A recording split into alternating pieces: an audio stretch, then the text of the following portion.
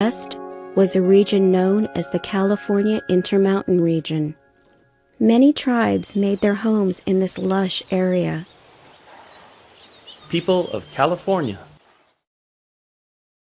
The native people of this large area were as diverse as the environments they lived in, from the forests and rivers near today's border between California and Oregon, to the sand, rock, and cactus trees of the high desert on the southern end of the state. The native peoples here lived very different lives. Far south, the Mojave people farmed for much of their food in this hot climate. With little grass available for basket making, they learned to make pots of clay for cooking and storing food. Further north and extending west to the coast, the Chumash tribe discovered a unique natural resource. Tar bubbled up from the ground in their area.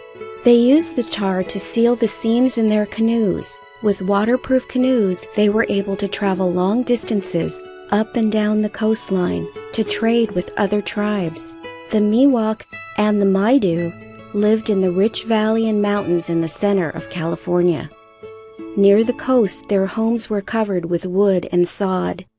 Inland, their houses resembled teepees, but their supporting poles were covered with bark. Their summer homes were covered for shade and open-sided to let out the heat. Each village had a large round building at the center where they held meetings. Deep indentations in the rock were made by women as they ground acorns for flour. The surrounding forests and rivers were rich with animals and fish for food. Leaves and grasses were abundant for their beautiful and functional baskets.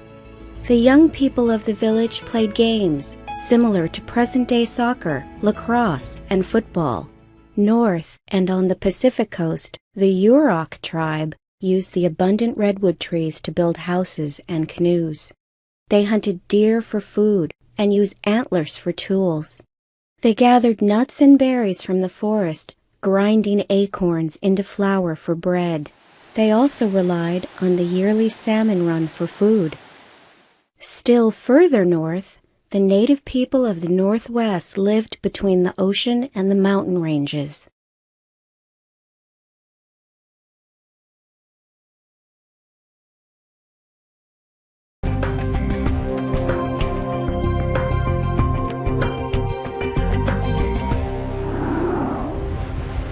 The history of Native Americans in California begins with the Ice Age migration of people from Asia to North America. To understand how this happened, let's look at a globe. The equator divides the Earth into the northern and southern hemispheres, and the prime meridian divides it into the western and eastern hemispheres. The continents Asia and North America are located in the northern hemisphere.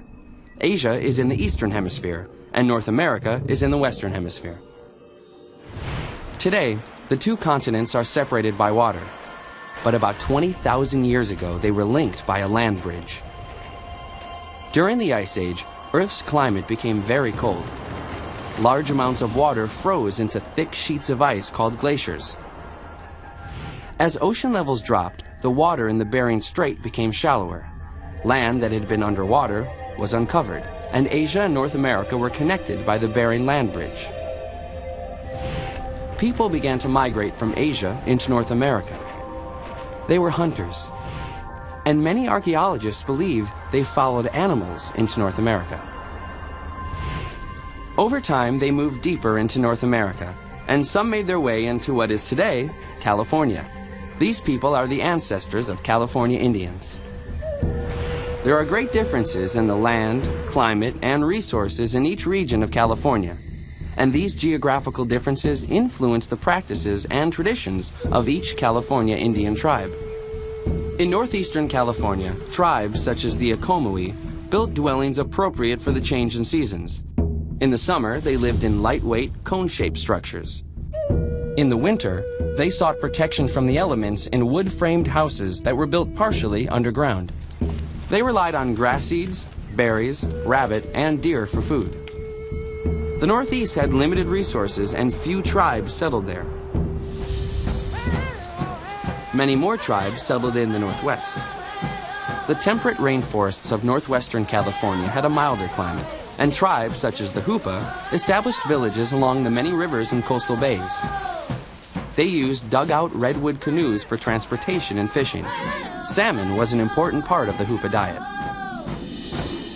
The southern part of California had varied geography and climate, including coastal areas, mountains, and desert. Tribes such as the Tipe-Ipe moved with the seasons, from coastal caves in the summer to winter homes in warmer valleys. The varied geography and climate also offered a variety of foods. Coastal areas provided fish and clams, and the mountains provided acorns, berries, and game. Central California also had a varied geography, with rugged coastlines, fertile central valleys, and steep mountains. The tribes that lived here reflected the diversity of resources. Sierra Nevada Miwoks made houses from layers of bark, but coastal Miwoks built structures of interlocking willow poles or driftwood. This region is known for basket weaving, and the Pomo created the most elaborate coil and twine baskets. Over half of California Indians lived in the central region, especially along the coast. Coastal tribes such as the Ohlone thrived in this environment. This was not only because of climate and soil, but also because there were a lot of fish and game.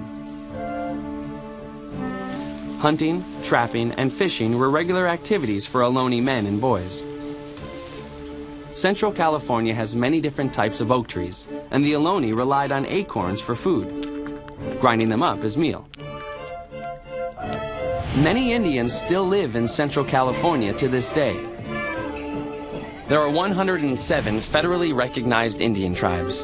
In fact, in 2000, more than 330,000 Californians reported having only Native American ancestors. That number is higher than any other state. And it all began with migration from the Eastern Hemisphere into the Western Hemisphere about 20,000 years ago.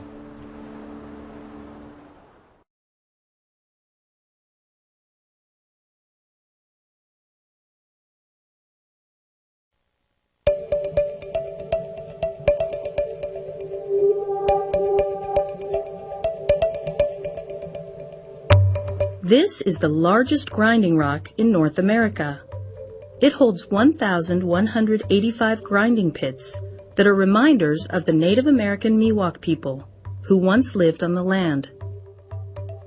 It is now part of the California State Park system. The park has built a replica of the Miwok village that existed before gold rush prospectors overtook the area. These Miwok houses were built among the oak trees. The cone shape was typical for houses in the mountain area. They are made of cedar bark. Another building is the round house, where the Miwok tribe gathered for ceremonies. It is the largest building in the village. The Miwok had a deep understanding of the natural resources in the area. Deer were used for food, and their hide was made into clothing. Acorns from nearby oak trees were an important source of food. The acorns were pounded into acorn meal on the grinding rocks located in the center of the village. These amazing stones have another unique feature. They are the only known grinding rocks to have petroglyphs carved into the rocks. Park rangers work with Miwok tribe members who still live in the area to preserve a vanished way of life.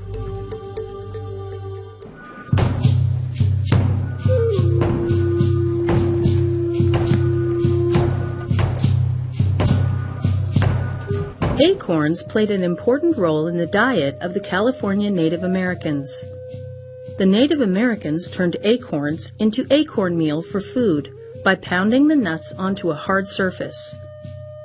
This pounding created hundreds of holes in the bedrock. Every fall, the Miwok people of California came together to harvest acorns from nearby oak trees. In a few days, they could gather enough acorns to feed themselves for an entire year. The grinding rock became the center of activity where the female tribe members worked. The large grinding rocks served as the community milling place and outdoor kitchen. Making acorn meal was hard work and time-consuming. To pass the time, women told stories and taught the children tribal traditions. Using a pestle stone, the women created holes in the bedrock mortar. The Miwok word for these mortar holes is chase. The holes started as small indentations and grew larger and deeper with time.